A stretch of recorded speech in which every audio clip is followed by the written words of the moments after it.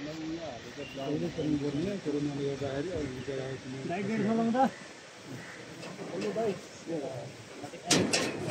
त्यो बेलासम्मको त अनि उनीहरू रातिसम्म बसेर चाहिँ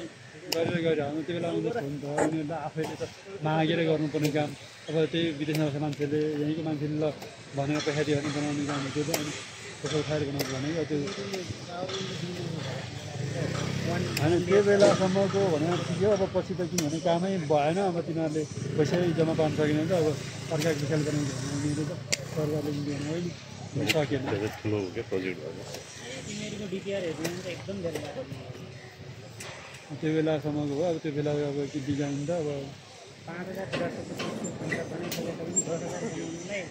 अब 60 करोड 70 करोडको बजेट हाल्नु पर्यो उनीहरू त बनाउनु जस्तो नमुना त्यो मैदानपट्टिको त बनाउने त जो पनि एउटा फ्रेम चाहिँ बनाइराखेको हो तिनीहरूले अब काम त सकेन त्यो त ठिकै हो फेरि यतापट्टि बढाएको